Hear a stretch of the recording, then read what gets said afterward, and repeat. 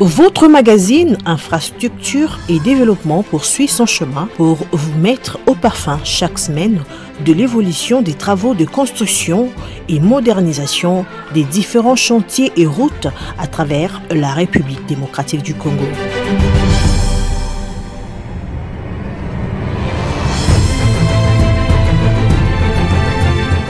À Kinshasa, le directeur général de l'Office des voiries et drainage, Victor Ntumba Tshikela, s'est rendu sur le terrain pour s'imprégner de l'état d'avancement des travaux de construction des deux ponts sur l'avenue Kulumba à Kingabwa dans la commune de Limete, qui s'exécutent avec professionnalisme. Il y a deux ponts dans ce projet. C'est un projet de 6 km 800 avec la construction de deux ponts. Le pont Swang qui est déjà, l'infrastructure elle est déjà construite. Aujourd'hui on est en train de voir pour aller vers la superstructure. Mais par contre ici c'est le pont le plus long de 40 mètres qui va être à un niveau plus haut. Comme vous voyez le pont qui est de l'autre côté. Et comme vous avez remarqué avec moi, on vient de battre les pieds de l'autre côté. Il y a 10 pieds qui viennent d'être battus de l'autre côté.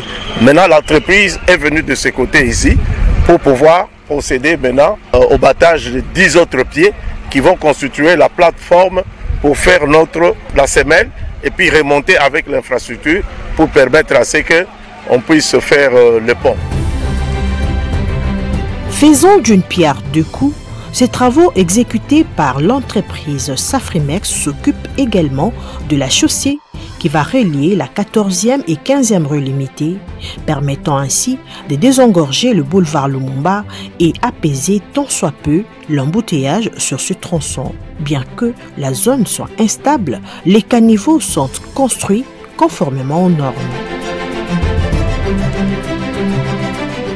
La route sera en remblai en tenant compte de la hauteur là où se trouve le pont. C'est à peu près au moins 6 à 8 mètres. Donc nous devons faire un remblai qui va permettre à ce que nous puissions relier ici et 15e rue. Les poteaux de la SNEL et tuyaux de la Régie des eaux ont été les majeurs obstacles pour l'avancement des travaux. Bien que résolu, le problème des pipelines de la CEP demeure. Nous avons connu beaucoup d'obstacles sur ce projet. Comme vous les voyez devant moi, vous avez les poteaux de la SNEL qui sont dans l'emprise de la route.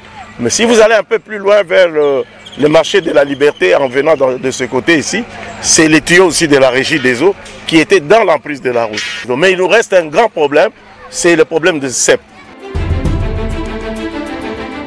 Le directeur général de l'OVD a clôturé sa tournée au niveau de la boucle de Kulumba à la 14e rue Limete, où il a constaté l'accumulation des déchets dont il a ordonné l'évacuation. Notons que dans l'ensemble, le projet est avancé à 52,6% malgré la lenteur.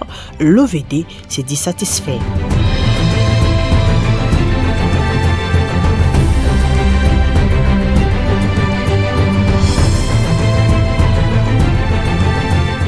Suite aux dégâts causés par la pluie diluvienne du 14 avril dernier, causant mort d'hommes, inondations du côté est de la capitale et ébullition de terrain du côté ouest, le chef de l'État, Félix-Antoine Tshisekedi Tshilombo, à travers le gouvernement de la République démocratique du Congo, a pris la résolution ferme de remédier à ce problème pour le bien-être de la population congolaise et quinoise en particulier.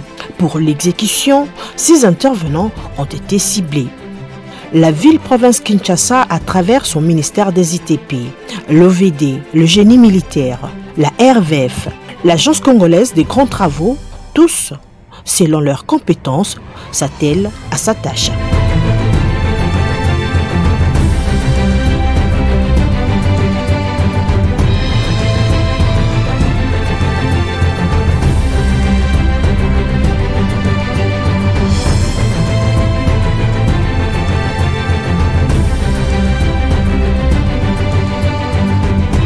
L'OVD, quant à elle, s'est exécutée au niveau de la voirie et de l'assainissement des caniveaux de la ville, province Kinshasa, le problème des trous sur le boulevard Lumumba qui a été résolu.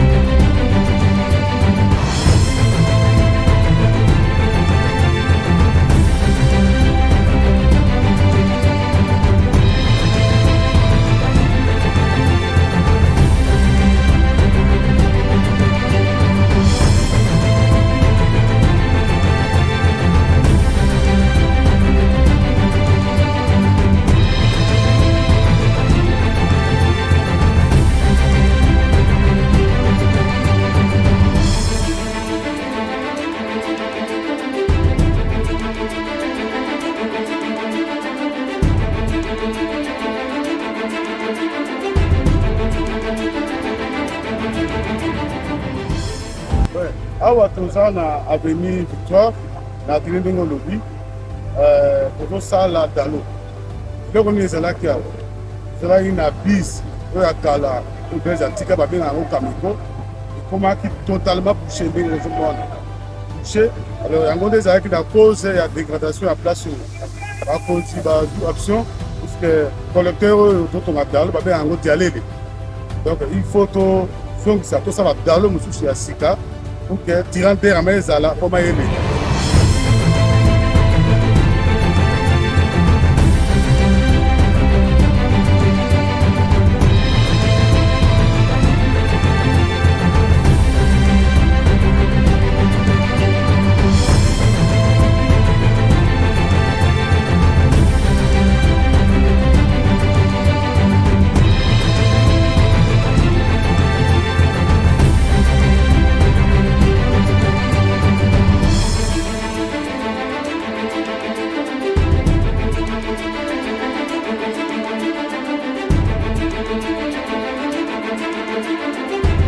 Nous sommes pratiquement 0h46 dans le cadre des travaux d'urgence sur l'avenue Kianza. On sent rond-point Siker Lemba ainsi que le pont qui sépare entre la commune de Lemba ainsi que la commune de Ngaba. Nous sommes là présentement en train de travailler sur les problèmes d'assainissement. Présentement, on est en train de couler le béton radié sur les deux chambres de chute que vous voyez, ainsi que la traversée pour résoudre les problèmes de drainage. Mais pendant les travaux, dans le cadre des travaux d'urgence, on a vite compris qu'il y avait un grand collecteur qui était souterrain qui ramenait les eaux vers la rivière Yolo. Et ce collecteur ne fonctionnait plus. Nous sommes présentement en train de résoudre les problèmes d'assainissement, afin de remettre les choses en ordre ainsi que la circulation, et puis on va bétonner après la chaussée.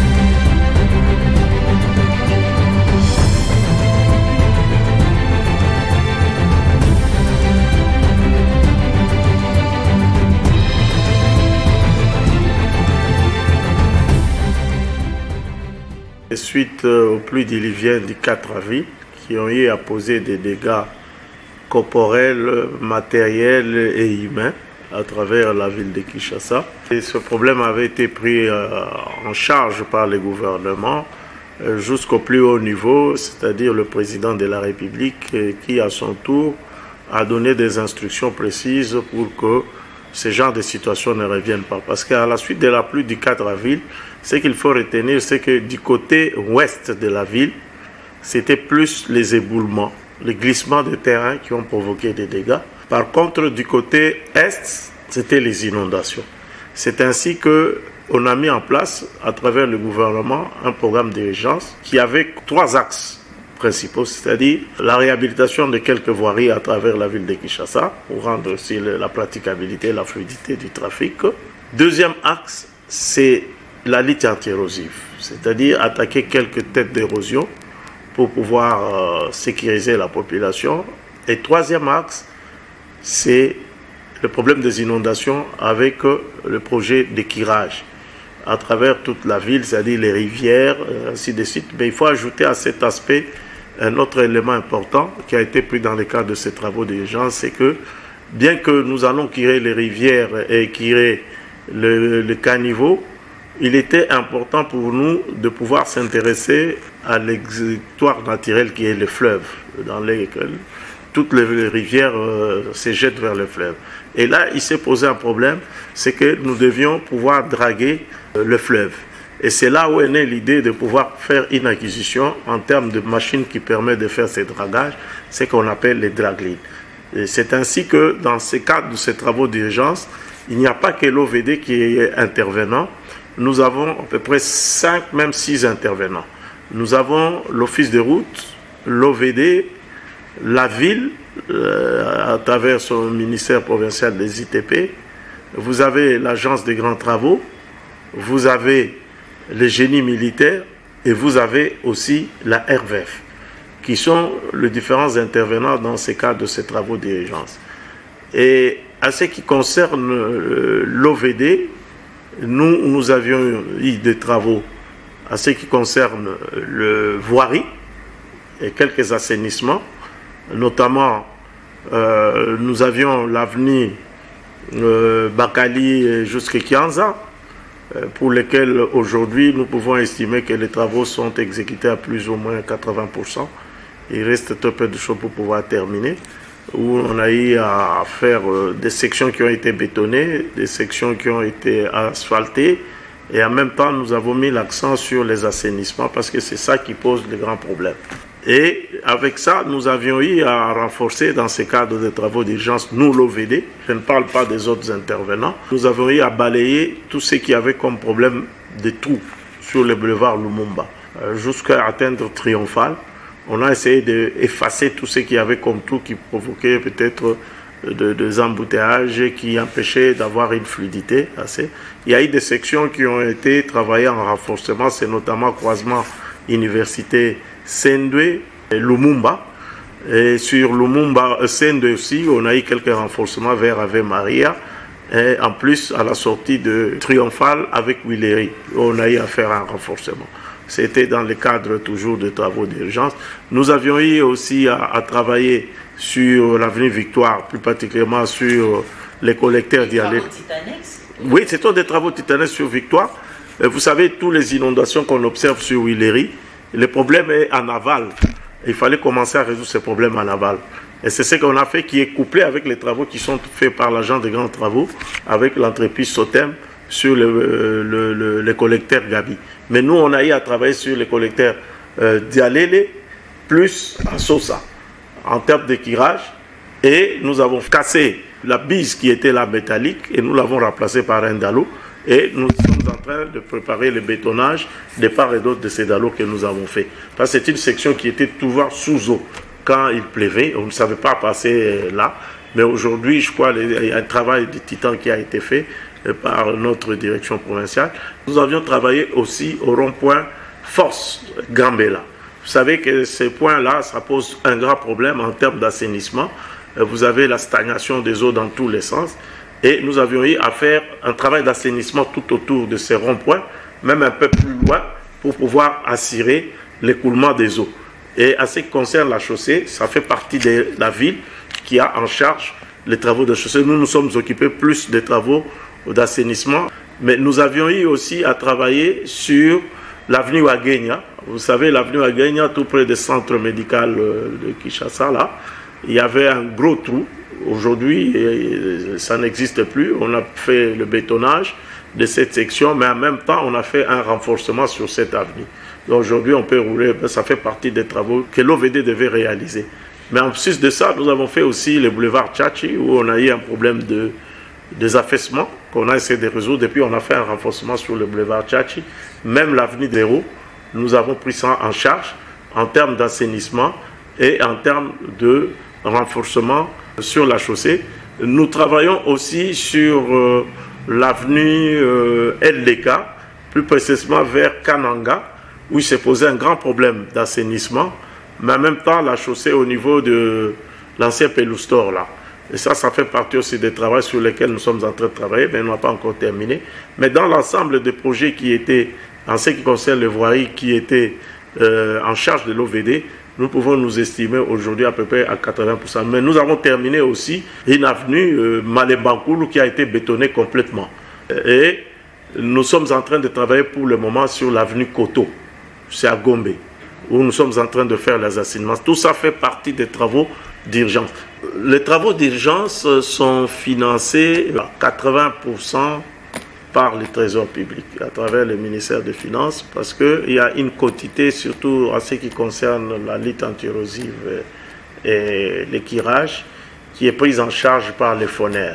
Dans l'ensemble, ces projets, c'est à peu près dans les 88 millions, mais il y a eu des ajouts qui se sont faits, qui en plus 12 millions, ça ferait à peu près dans les 100 millions.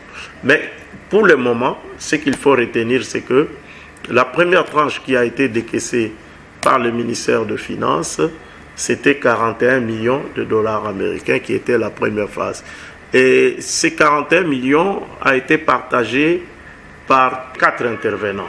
Dans ces cadres, l'agent de grands travaux s'occupe de collecteur Gabi, plus de l'avenue du tourisme, ainsi que les érosions qui sont autour de Kantchach.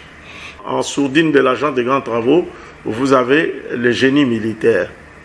Mais aussi en sourdine avec l'OVD, vous avez une partie de financement, comme je l'ai dit, qui vont être pour l'acquisition des draglines avec la RVF. Il y a aussi un travail que nous allons faire avec la RVF qui va bénéficier aussi de ces financements. Donc, nous avions eu 18 millions sur les 41 millions, donc 10 millions pour les travaux d'urgence et 8 millions qui devaient servir à payer les factures de projets des 3 communes. Et la ville a eu 14 millions, l'office des routes 5 millions et l'agence de grands travaux, si je me trompe, à peu près 3 millions ou 2 millions 500. Ça, c'est la première tranche.